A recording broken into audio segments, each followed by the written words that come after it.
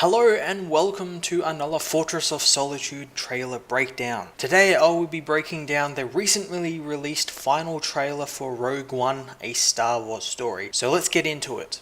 So first up, we see director Krennic's shuttle flying over a beached planet. We find out that he is on the planet to find Galen Erso, played by Mads Mikkelsen, someone who we actually haven't seen until now. Galen talks to a young Jinn before we cut to an older Jinn, played by Felicity Jones, waking up in an Imperial jail with her alien roommate. It's not long before the prison or the prison transport she is on is raided by Imperials, who release her and tell her to come with them to Yavin 4 and Mon Mothma, who gives her her mission for this movie. There's also some beautiful shots of the planet Jeddah, which Gareth Edwards has said this is a type of a holy place for people who worship or believe in the Force and the Jedi, which is evidenced here when Jinn's ship flies over a destroyed statue of the Jedi Knight buried in the sand. My guess is it's been destroyed because obviously there's an Imperial presence on this, and the Emperor and the Imperials don't really like the Jedi or anything to do with the Force, so I imagine they've destroyed it in an act of retribution for all the things the Jedi have done and,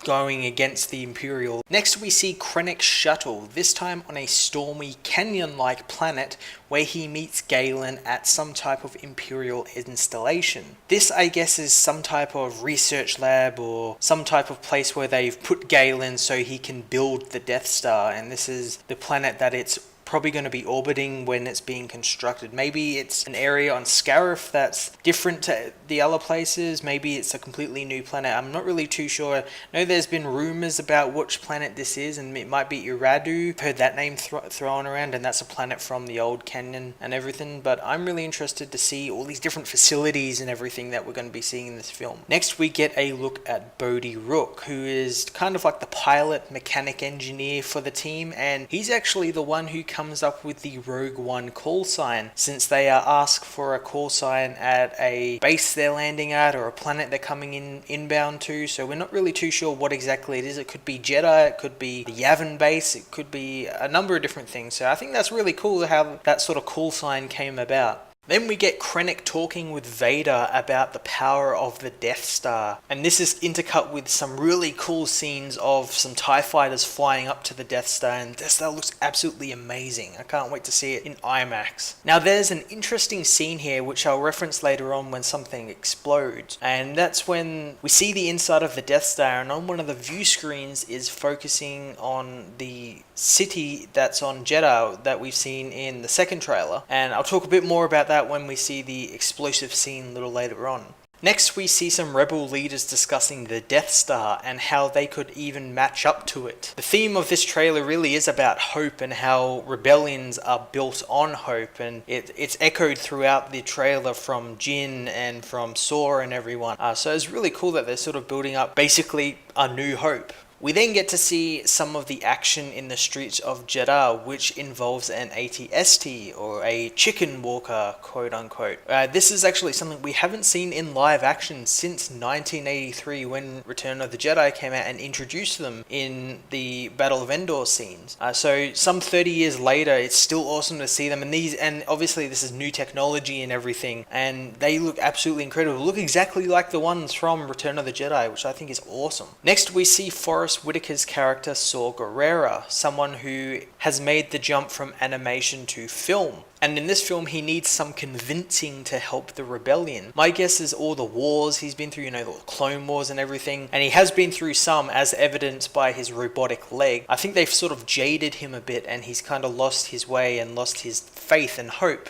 Next, we get a good look at Scarif, the new tropical planet the rebels have to infiltrate for most likely the Death Star plans. And we see them infiltrate it by Jin and Cassian, accompanied by K2SO voiced by Alan Tudyk, disguising themselves as Imperials. And that sort of explains why in the last couple of trailers we've seen Jin in a Imperial pilot outfit, and a lot of people sort of expected her, maybe she's like a spy or something, but here it's sort of evidence that they infiltrate it by dressing up as Imperial commandos, and I think Cassian is dressed up as like a officer, so that's pretty cool. I'm really excited to see that scene, kind of like a heist setup sort of thing, and I'm really interested to see how that works in the Star Wars universe. Next we get another good look at a set piece involving Y-Wings and X-Wings on the Stormy Canyon planet, and I can't wait to see this happening, especially since Y-Wings have been a big focus of Star Wars Rebels lately. The Rebels have been trying to get their hands on some Y-Wings, so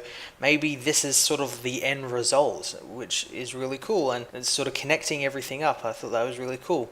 Then we get some real interesting space battle sequences, looking to be set around a type of shipyard, I think maybe above Scarif, maybe it was where the Death Star was constructed. And what's really cool is that it's sort of in a glimpse and you'll miss it, and I had to like stop frame by frame to see it, but in the background you can actually see the Rebel fleet with Nebulon B frigates and all their different frigates. I think there was a Mon Calamari frigate. It's kind of hard to see them they're right up the background, but you can see the unmistakable silhouette of the Nebulon B, the one with a sort of bridge in the middle of it. It looks really cool. Next we get the explosive scene I mentioned earlier, and this explosion I think is the city of Jeddah exploding after the almost fully operational Death Star fires on it. I said in my last breakdown that we saw a scene where we saw Jyn and Cassian's ship flying through this massive explosion and all this rubble and everything, and they go to hyperspace. My theory is that they're actually in the city and the Death Star actually fires, and because it's not fully operational, it's only able to destroy the city and maybe a little bit of the planet around it, but not the whole planet. The whole planet doesn't explode, and this is them sort of escaping, and they're like the only ones who are able to get away. And I think Saw actually might die, because there's a scene not long after this where we see him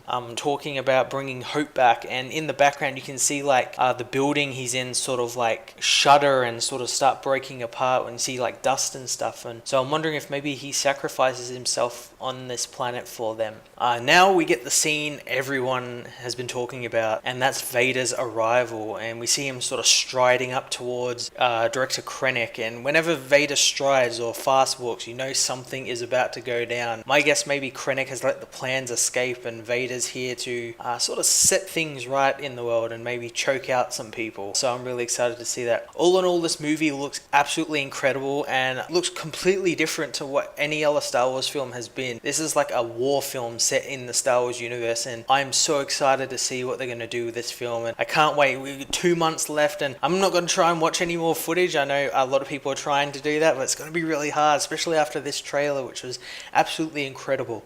Hey everyone, thanks so much for watching my latest video. Hope you enjoyed it. While you're here, why not check out another one of my reviews, like and subscribe my channel for more reviews and videos, and follow me on Twitter at Matt_FOS. Thanks guys, and I will see you all next time.